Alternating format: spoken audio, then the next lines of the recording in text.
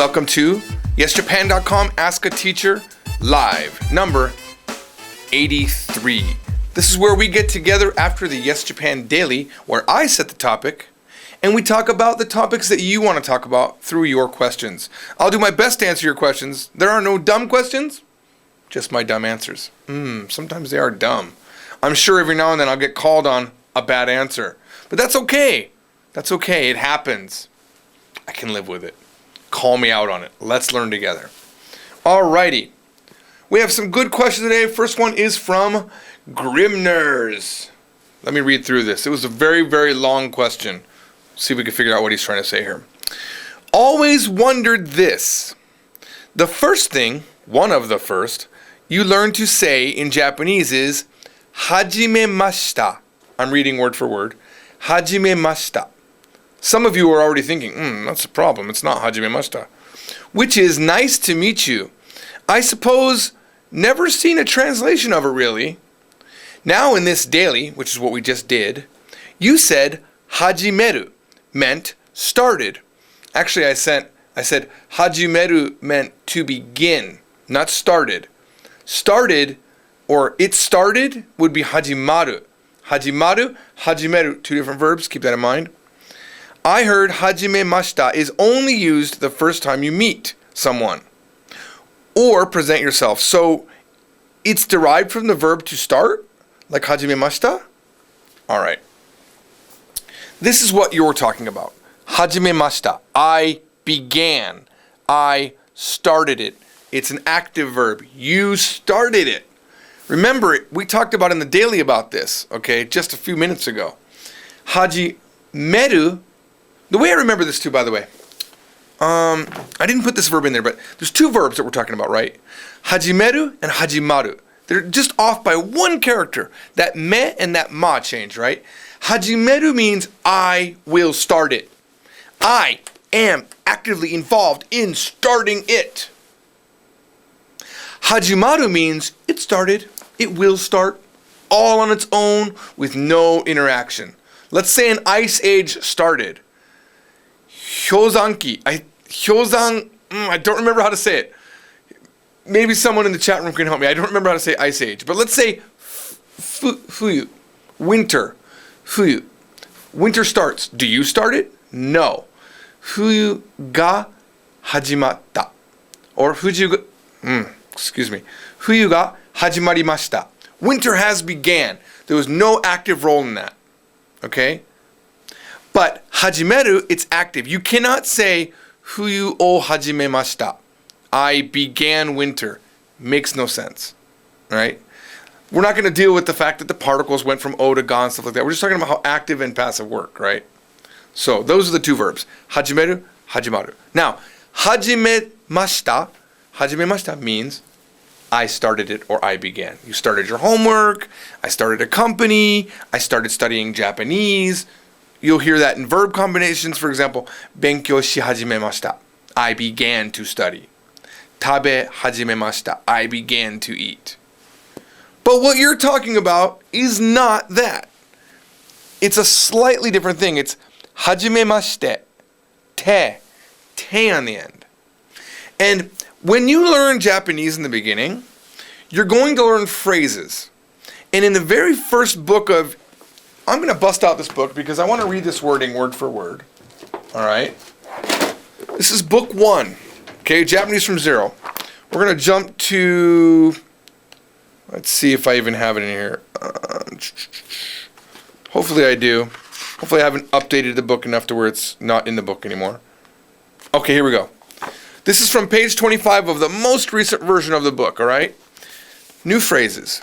This is the first time we have a new phrase section, so I mention it this way. I say, each lesson will have several new phrases. At this point, don't worry about the grammar. Simply memorizing the phrases will be more efficient. I actually said beneficial at this point. And that's true. When you're first learning a language, your brain wants to decipher everything. But try to refrain just from the phrases. Because you could spend a lot of time thinking about this はじめまして. And why does it mean nice to meet you? Because it's something to do with the first time. And yeah, it is. It is something to do with the first time. And historically, I'm sure there's a reason why it's はじめまして. But you know what? It doesn't change anything. It just means nice to meet you. It's just something that you say nice to. And granted, the linguists in the audience, there is a way to say nice to meet you. You want to know what it is? 会えてよかった. That's the actual way you would say it. 会えて, being able to meet, よかった. It was good. 会えてよかった. And you could say that, but normally you'd only say that with a person that you knew you were going to meet, right? If you just met somebody that was introduced to you, it might be awkward if you said, I'm so glad I was able to meet you. You know, glad we were able to really meet. That might be something you would say to me, for example. If you watch the dailies all the time and we happen to meet up in Las Vegas, you could say right there, はじめまして would be fine. But 会えてよかった. I was glad that I met you. But normally you don't even say that in the beginning. You say that in the end when you're going home. 会えてよかった. It was glad that I met you. Shaking hands on the way out. But this はじめまして, only good when you first meet. You know, sometimes people want to think you could say it on the way out. Like you could say, ありがとうございました。はじめまして. Thank you. It was nice to meet you. No. That has to be 会えてよかった. I didn't even plan on teaching that, but it just came out. Nice. I love it. So your mistake has helped everybody. Thank you. So remember, はじめました means I began it. はじめまして, nice to meet you. Good question. Next question is from Arasando. He says, is it OOKII with an extra I, OOKII, or OOKII with no final E sound? Because sometimes I hear OOKII used as a na adjective. Wow, yes you do. Japanese does this weird thing, doesn't it?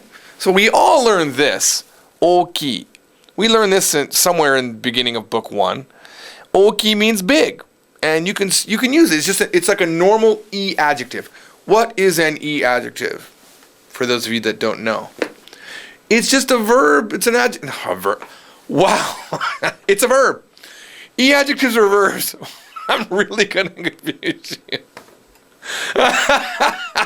You know what? I'm really happy. I'm really happy that I do hear what I'm saying. I actually hear it.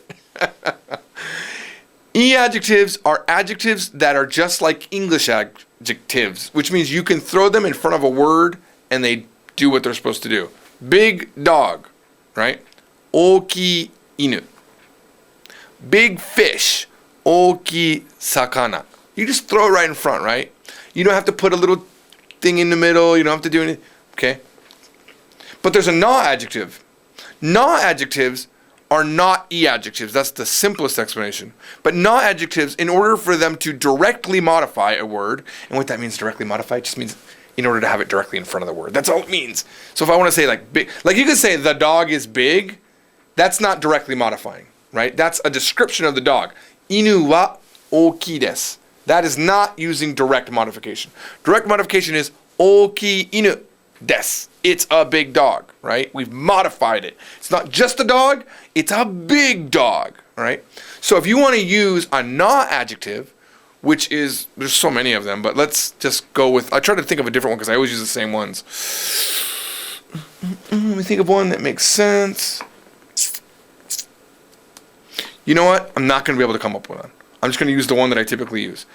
親切, kind. 親切. 親切 is an adjective. My words aren't coming out.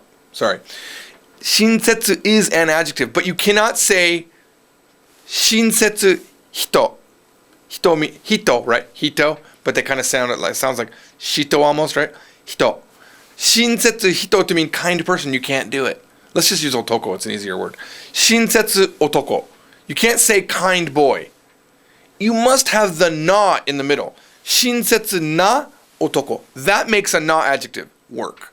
Without that, you can't do it. If you're not directly modifying though, you could say 男は親切です. The boy is kind. See, you don't need the na adjective, only when you're directly modifying it. Okay, so we know OOKII is an E adjective. But they do this weird thing in Japanese.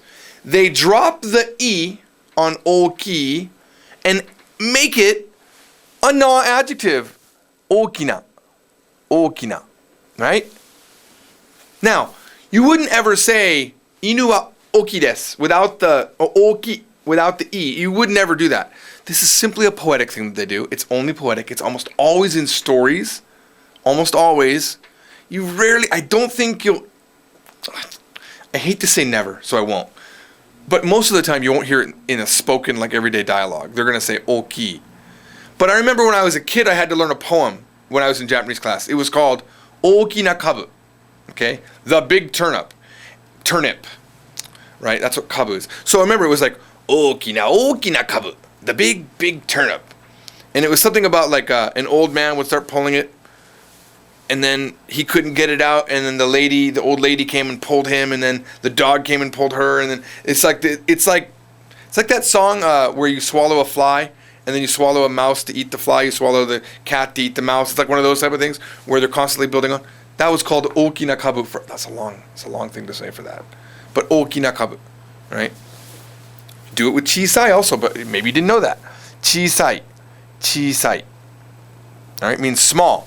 Directly modifying, chisai neko, a small cat. It's not just a cat. It's been modified. It's a small cat. Chisai neko. But if the cat's just black, neko wa chisai desu. That cat is black. Now we're not directly modifying. But why on earth do they do this? Why do they do this? Where they drop the E and they say, chisana neko, a small cat. It's very nice sounding when you do that. It's very poetic. All right? That's where that comes from. Thought I wanted to say something else here. I really thought there was something important. Oh, I hate it when that happens. It's okay, though. I think I've taught you what you needed to know. So that's why it does that. There's no real reason. Oh, I know what I want to say. You can't take this with every adjective. For example, kuroi, black. You can have a black cat directly modified, right? Kuroi neko. But you couldn't drop the E and say kurona neko. You can't. Why? I have no idea. As far as I know, I'm just going to think about it just for a second. Oki and chisai are probably the only adjectives that easily do that. I think.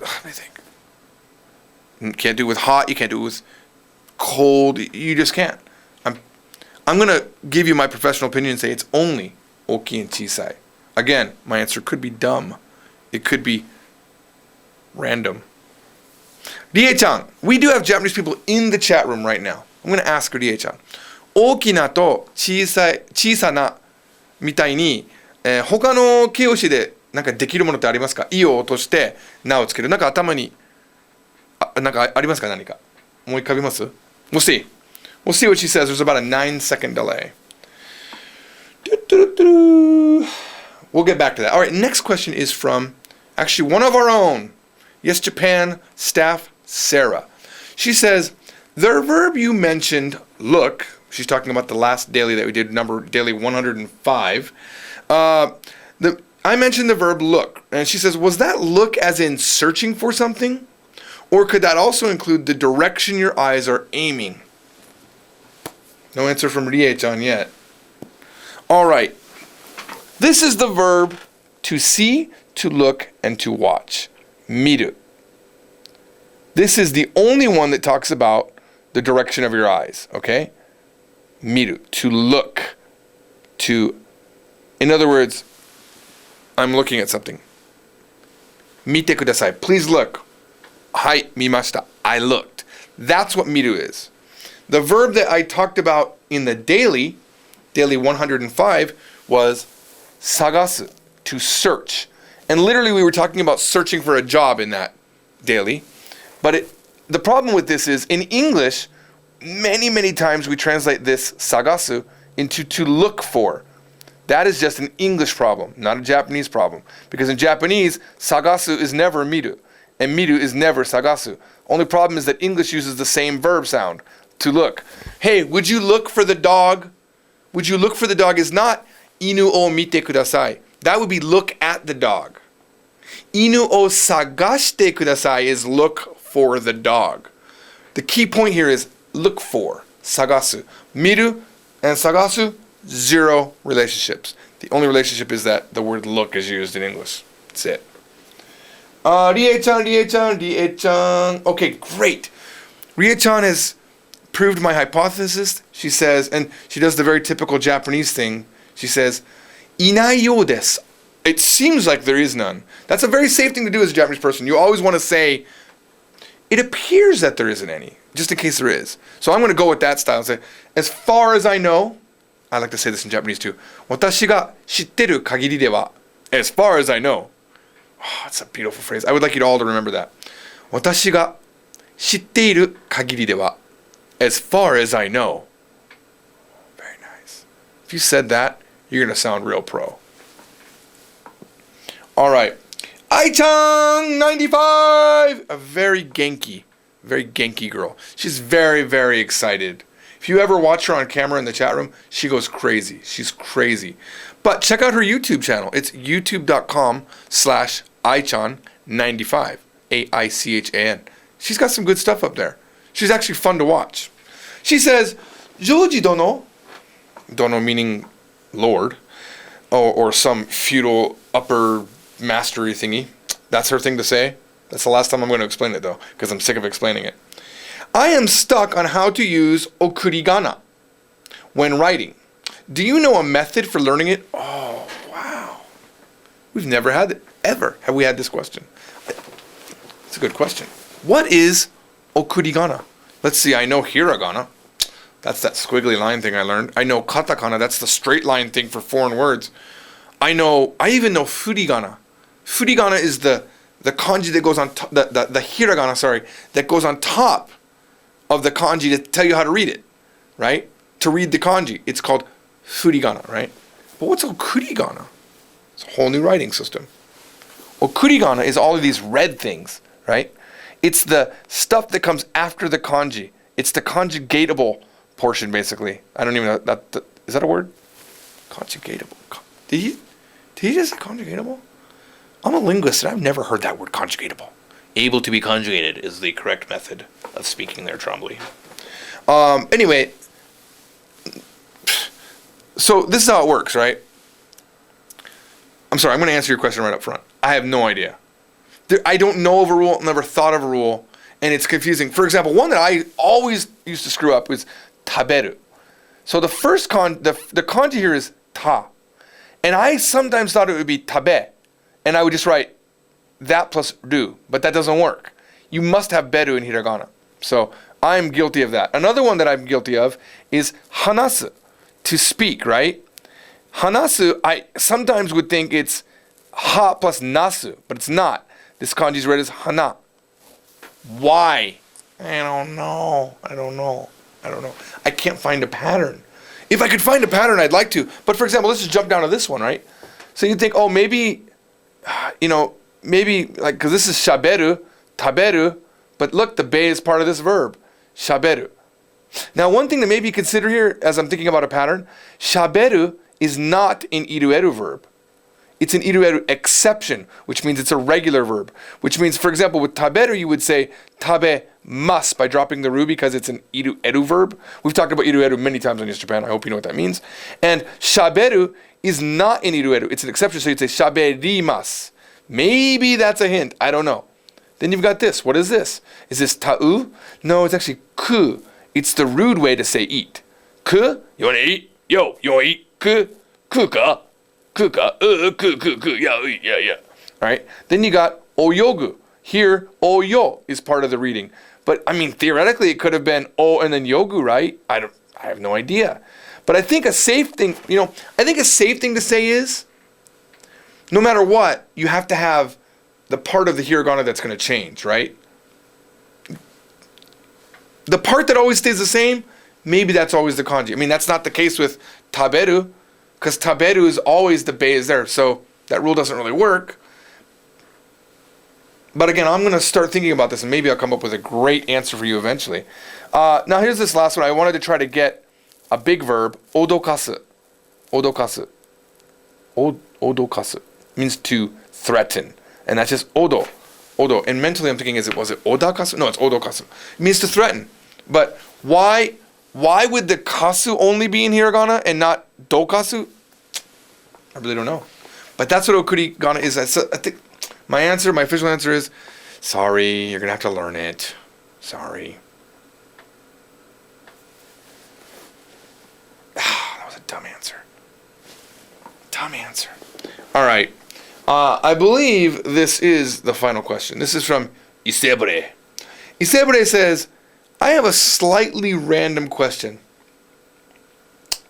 I have a slightly random piece of something in my teeth. Probably not, though. What happens when you get on camera is you start imagining things. Isebre, your question is very, very random. But let's go with it. Why not? How would I say in Japanese? And by the way, I think that this phrase that you want to know tells me a lot about who you are as a person. Maybe. I might be reading into it wrong. And the phrase you would like to know is, without a chairlift attendant, the ski resort wouldn't run. So right now I'm thinking, okay, you're a chairlift attendant. And you want to feel good about your job. And the way you do it, maybe you say this phrase all the time. Or maybe you ski a lot, and there's a really cute girl that's the chairlift attendant, and you want to tell her, hey, without the chairlift attendant, this place wouldn't run without you, right? No, I don't know. I don't know your motivation, but that's a very weird sentence. Here's what I came up with. Well, first of all, let me talk about the process. So I've never had to say chairlift attendant. So I thought, well, it's probably all hiragana or it's katakana anyway, right? So it's chairlift no staff. That's what I went with first, because I've never been to a ski resort. Chairlift no staff. Then I said, I better just check. I just better look this up. Apparently it's rifto attendanto. They actually have a word for it. Rifto attendanto, the lift attendant. And then I thought, ski resort. Well, I've never been to a ski resort. I know how to say ski place, skijo. Turns out that means ski resort, not ski risotto, which you could say ski risotto too. That would probably make sense. Here's what we got. Here's what I got for you right here. Lift attendant. Wow, let me get that right. Lift attendant nashi de wa, without a lift attendant, skijo ga dekinai desu. You can't do, literally is what I went with. You can't do a ski resort. Dekinai. I went with the simple version. This could have a lot of variation though. You could say unei dekinai, right? Unei meaning to operate. You couldn't operate a business ski resort without, You could say umaku ikanai. It wouldn't go well without. That nashi de means without though. That's an important part. Lifto attendanto nashi de wa, without a lift attendant. Then whatever you come out after that could be randomly different. Skijo wa dame desu yo. Right? You could say ski resorts would be bad without. They'd be horrible. It wouldn't be good without a lift attendant. Because obviously lift attendant, most important person. Most important person. If you would like to get your question answered on Ask a Teacher, you have to have a little bit of patience because it takes me a long time to prepare these things. I have to make a presentation. But if you hang around, you're going to get your answer. The way you do it is follow us on Twitter. Doesn't mean you have to submit your answer on Twitter. Matter of fact, I would ignore it if it was submitted there. It just means that's how you get notification that we're doing an Ask a Teacher. It'll say something like, live stream in 2 hours. And then you could set your clock and you'll know. Also, if you go to yesjapan.com/video/stream, there's a timer in there. The timer will say starting in so many minutes or so many hours.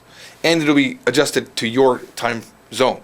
So it'll say 4 p.m., where it might be 9 p.m. for me. Right? You can also follow us on Facebook. Very rarely do I post there, but you can. It is Japanese from Zero. And we have a YouTube channel where we do some YouTube-only content from time to time. And we have an iTunes podcast, which has every 5th show that we create goes there for free download. There you go. Thank you for watching Ask a Teacher Live. I'll see you next time. その時まで. Bye bye.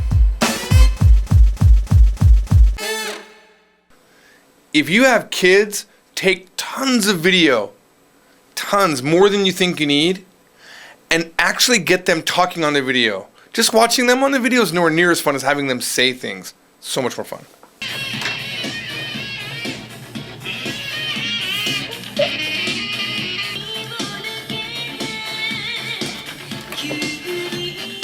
Yeah, right. Emily went stop in the castle on the mast. I kind of looks like. I kind of. I keep on forgetting. Even when I think of writing it, and sometimes I write I. It happens a lot. Nor human. What does nor mean? Or no, neither and or? Sometimes. That's what I thought. Not this and not that. Very nice. Did you read the other one? Is this your Halloween? Yep. I like Max the best. Good job. Thank you.